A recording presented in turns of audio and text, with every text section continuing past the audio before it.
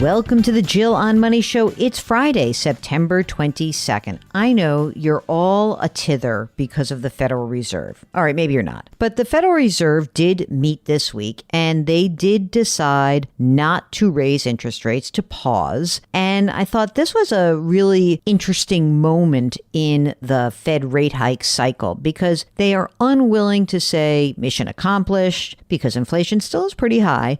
But they're also trying to figure out just how long they're going to need to leave interest rates at these current 22-year highs. So I went on CBS Mornings to discuss not only the Federal Reserve meeting, but also the UAW strike. And I thought this was a good moment to catch you up on the news of the week. So we're going to air the segment from yesterday on CBS Mornings. Your anchors are Nate Burleson, Tony Dokoupil, and Gail King. And I'll talk a little bit about some stuff we didn't cover when we get to the other side of the segment. In today's Money Watch, we are talking about the government's latest move on the economy. The Federal Reserve decided to hold interest rates steady yesterday after raising rates 11 times in the past year and a half to fight inflation. Meanwhile, the United Auto Workers strike against the big three automakers is in its sixth day with about 13,000 workers on the picket line. Yesterday, General Motors and Stellantis announced new layoffs that they blame on the strike. CBS News business analyst Jill Schlesinger is here to break it all down like boxes on recycling day. How are you doing? I'm doing well. All right, let's jump right into it. So the Federal Reserve, why did they decide to keep interest rates the same and steady? They basically believe the economy is expanding at a pretty solid pace, that the employment landscape is good, and they are encouraged by the most general categories of inflation coming down. So as a result, they kind of are saying, we need to take a pause right now. We may raise them in the future, but for today, we're good, and that was it. So we are still, though, at a 22-year high in short-term interest rates, 5.25% to 5.5%. Borrowers, you better get used to it. This is going to be sticking around for a while. And what does it mean for inflation? I know their goal is to get it down to 2%. Yeah, I mean, they've made great progress, if you think about it. In the summer of 22, we reached a peak of the consumer price index, 9.1%. It was horrible, right? We're now down to 3.7% on an annualized basis. But the Fed does target 2%. They think that's the right pace for the economy to grow, to create jobs, and for workers to be okay with their take-home pay.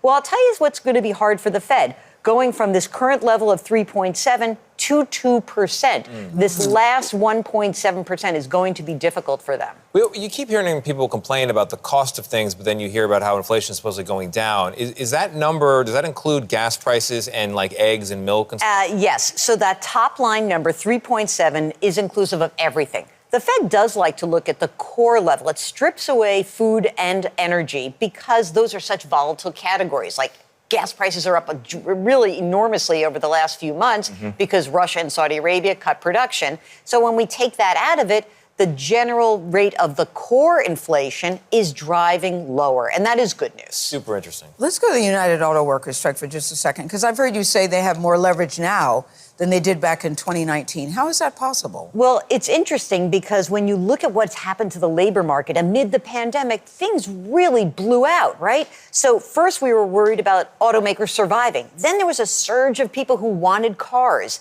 And when you look back to the last contract in 2019, don't forget, they negotiated that contract when it was 2% inflation. Now, both the automakers and the union members know inflation, prices, they're up by 20% from 2019. So just to get them to like the fair level today, they've got to get a 20% increase. I also think that the union understands it's a tight labor market still. And it is important for these automakers to keep these people on the job because they've got to be competitive in the global market with electric vehicles. And we're seeing so many strikes now, Jill. The writers, hopefully that'll work out today.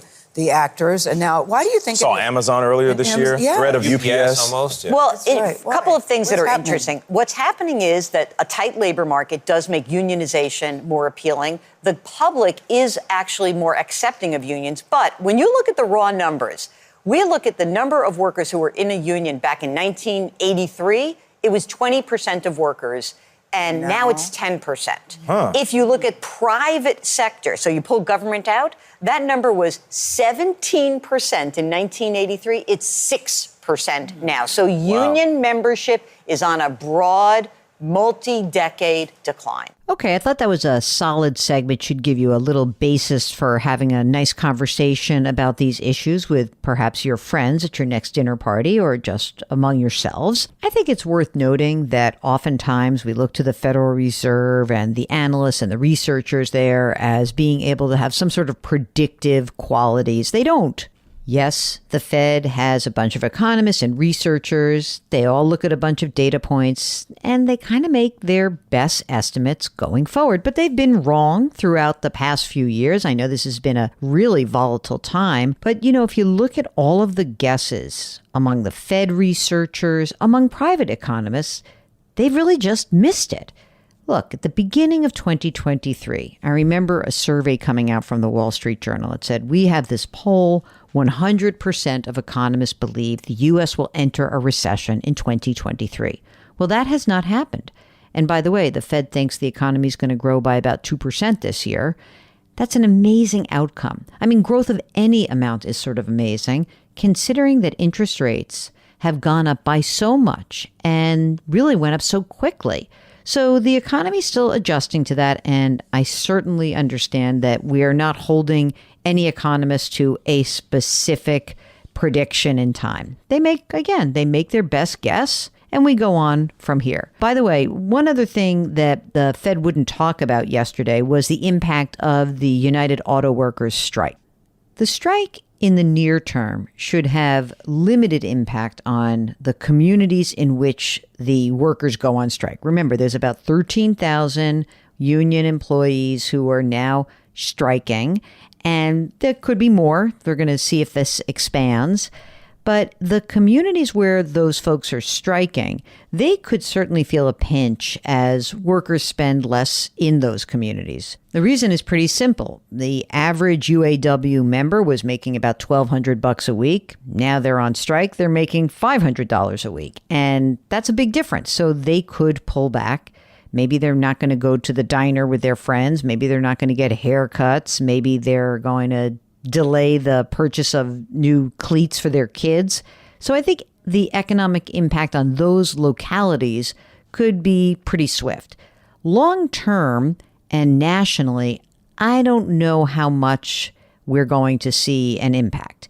And the reason is the auto industry makes up just a fraction of the overall economy. And even if you had 146,000 union workers going on strike, and they did that throughout the month of October, economists are estimating that that would shave off some growth, maybe 0.2% off the country's GDP in the fourth quarter, but it would bounce right back once the strike is settled.